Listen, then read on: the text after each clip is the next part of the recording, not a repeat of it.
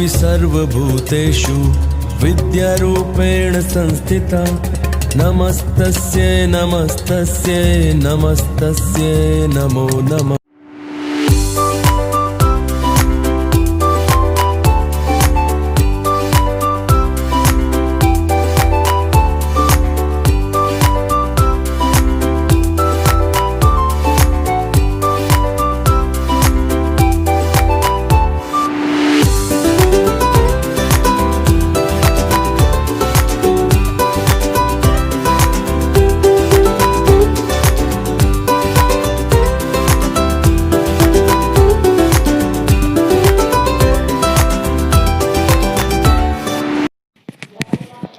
क्या होगा यार इस दुनिया का? क्या हुआ सक्सेना जी, आप बहुत चिंतित नजर आ रहे हैं।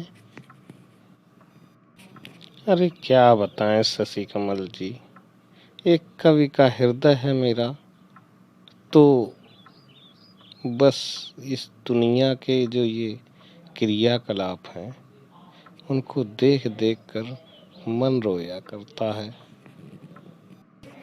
ऐसा क्या कवि हृदय को महसूस हो गया कि आप इतना ज़्यादा चिंतित नज़र आ रहे हैं, समझ ही नहीं आ रहा है।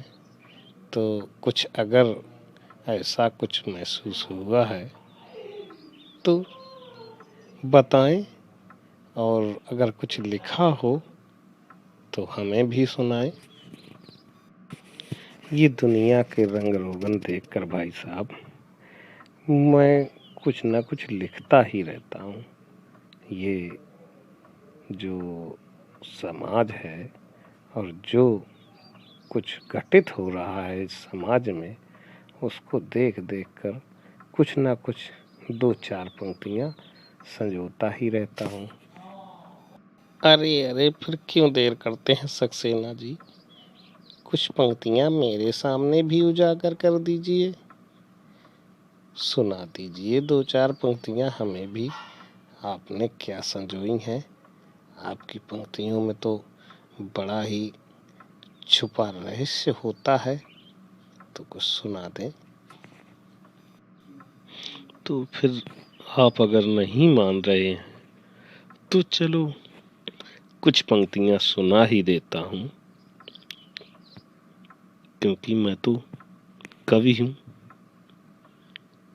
और अपनी कला का प्रदर्शन करना मेरा कर्तव्य है और लोगों में जागरूकता लाना भी मेरा फर्ज है। तो मैं आपको कुछ पंक्तियाँ सुना देता हूँ। बिल्कुल, क्यों नहीं सक्सेना जी, क्यों नहीं, इरशाद इरशाद सुनाइए। ये पंक्तियाँ मेरे शहर आने के बाद मैंने लिखी हैं और इस शहर का माहौल और इस बदलते समाज को देखकर मुझे ये पंक्तियाँ लिखने का मन हुआ, तो मैंने लिखी हैं। अब मैं आपके सामने इनको सुनाऊंगा, तो सुने।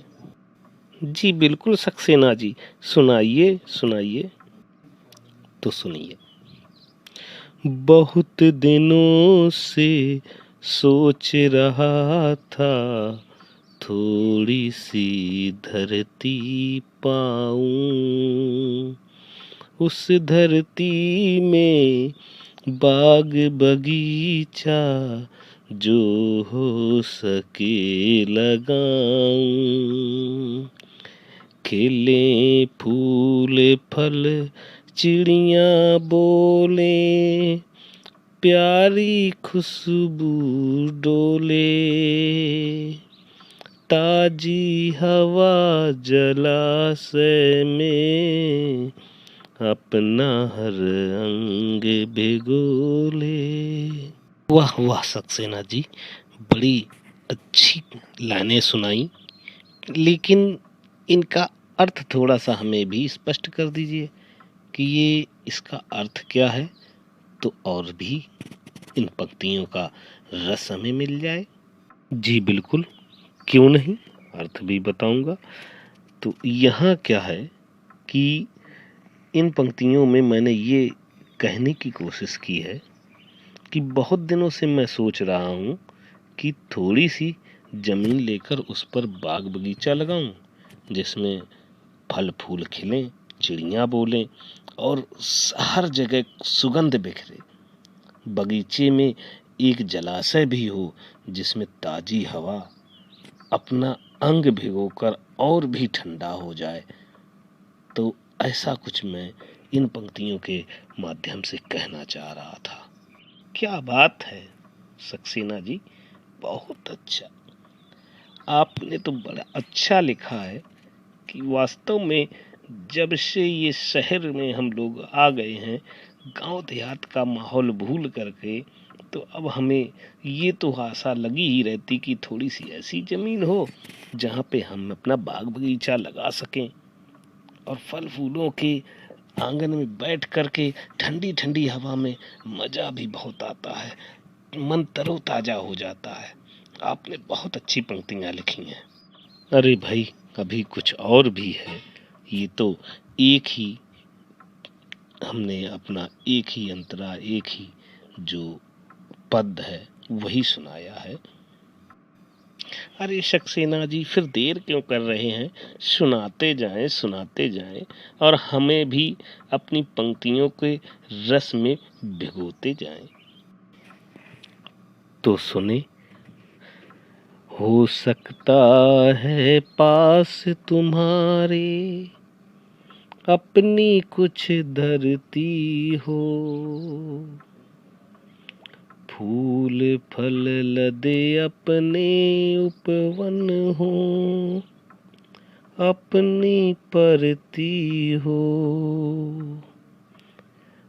सकता है छोटी सी क्यारी हो, महक रही हो, छोटी सी खेती हो जो फसलों से दहक रही हो।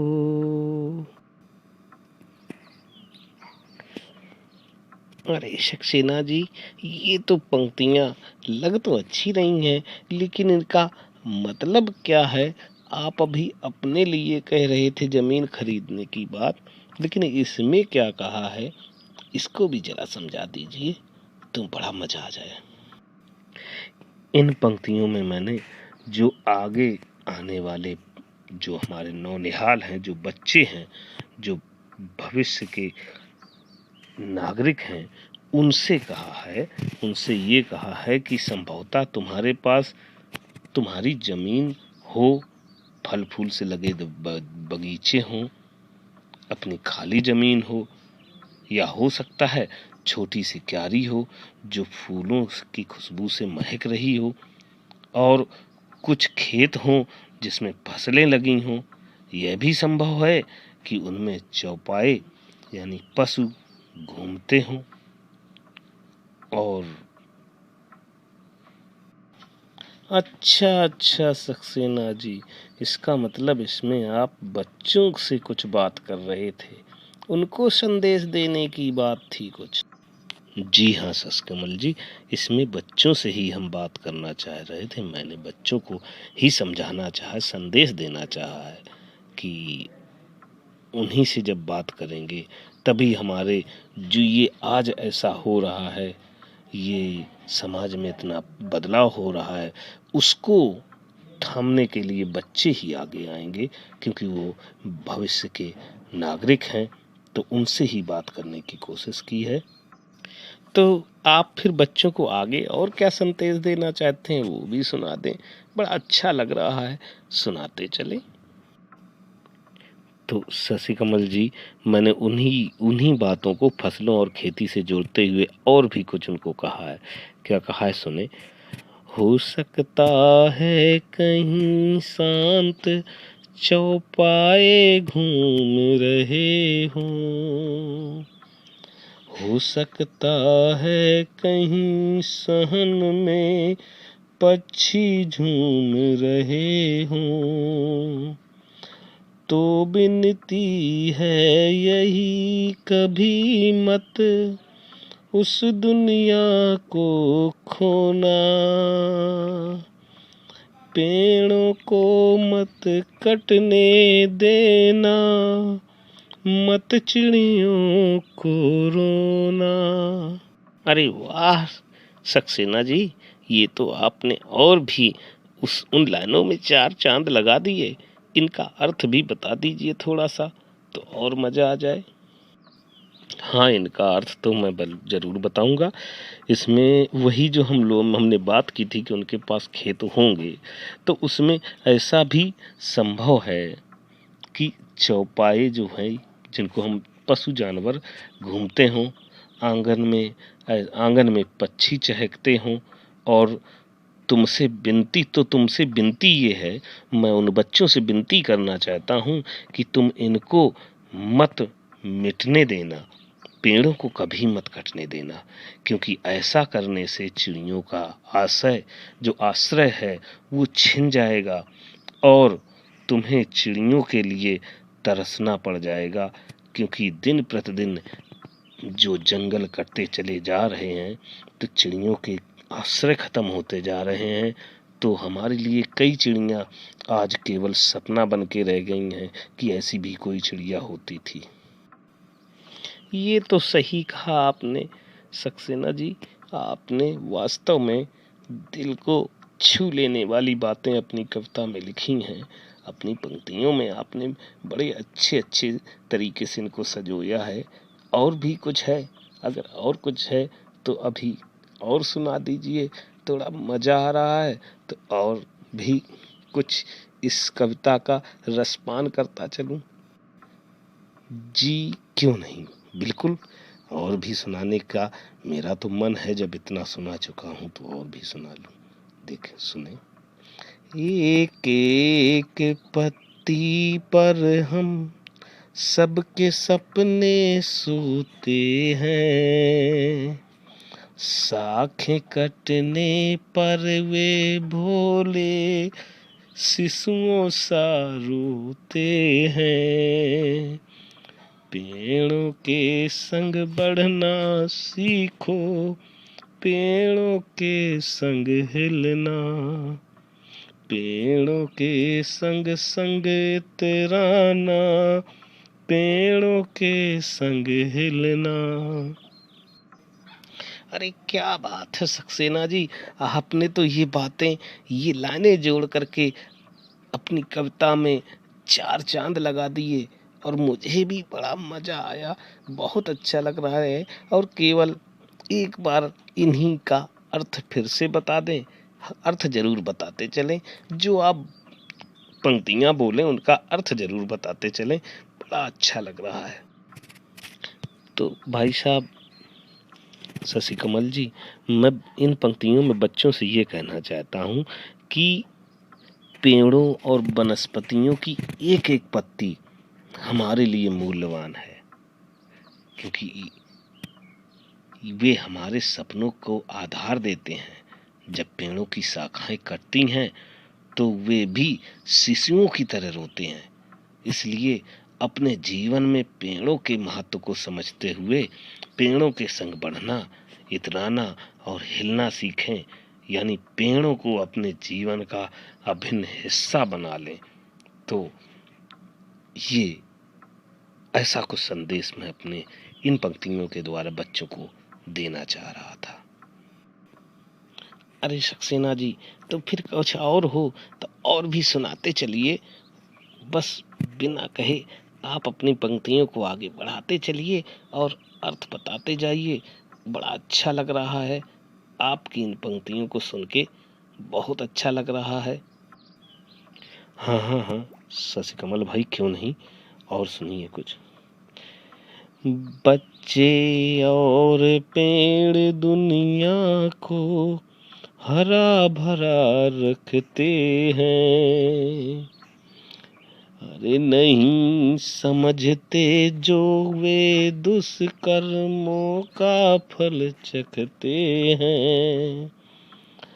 आज सभ्यता वैसी बन पेड़ों को काट रही है, जहर फेफड़ों में भर इंसानों को बांट रही है। अरे क्या बात है सक्सेना जी, आपने तो इन पंक्तियों में बहुत बड़ी बड़ी बातें बहुत छोटे शब्दों में कह दी हैं।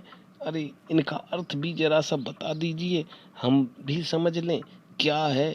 पूरे तरीके से नहीं समझ आया, लेकिन लग रहा है कि इसमें तो आपने बहुत अच्छा कुछ कह डाला है।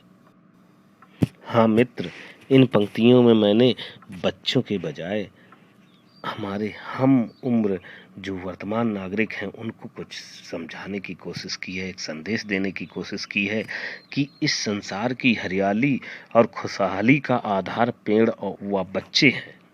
जो इस बात को नहीं समझते उन्हें पछताना पड़ता है। वर्तमान समय में सभ्यता वैसी बनी हुई है, और इसका मतलब आप समझ रहे हैं कि शहरीकरण और औद्योगिकरण ने मानवों को पेड़ों का दुश्मन बना दिया है। वे पेड़ों को काटते चले जा रहे हैं और पेड़ों के कटने से हवा जहरीली हो रही है, जिससे मनुष्य बीमार होता चला जा रहा है। तो इसलिए हमारे नागरिकों को, हमारे देश के नागरिकों को समझना चाहिए कि वो हमारे वनों, हमारे पेड़ों की रक्षा करें, जिससे हमारा जीवन सुरक्षित रहे। क्यों नहीं सक्सेना जी, आपने तो बड़ी अच्छी बात कही है। हमारे जो आज की युवा पीढ़ी है, जो हमारे हम उम्र लोग हैं, उनको आपकी ये बात अवश्य समझनी चाहिए। आप ऐसे ही नहीं, आपको सर्वेश्वर दयाल सक्सेना ऐसे ही नहीं कहा जाता है। आप वास्तव में अपनी पंक्तियों में बड़ा अच्छा लिखते हैं। अरे शशि कमल जी, हमें तो जो महसूस होता है हम वही लिख देते हैं। तो हमारे जो हम उम्र जो आज के नागरिक हैं उनको मैं चाहता हूं कि उन्हें मेरी बात समझनी चाहिए, और मैंने जो संदेश बच्चों को देना चाहा है, अगर वो संदेश मेरे बजाय जो हमारे हम उम्र साथी हैं वो अपने बच्चों को सिखाएं, तो हमारा भविष्य उज्जवल होगा और हम अपने उज्जवल भविष्य के साथ अपनी आने वाली पीढ़ियों के लिए अच्छा कल छोड़ के जाएंगे। अरे सही कहा आपने सक्सेना जी, ये सच है। हमें अपने बच्चों को ये सारी बातें स्वयं ही सिखानी चाहिए और खुद भी इन पे अमल करना चाहिए। तो सक्सेना जी, थोड़ा सा मुझे घर का एक काम याद आ गया, तो मैं आज चलता हूँ। अगले दिन और भी अगर कुछ होगा तो उसको भी सुनने की चाह रहेगी। तो फिर बाय, थैंक यू।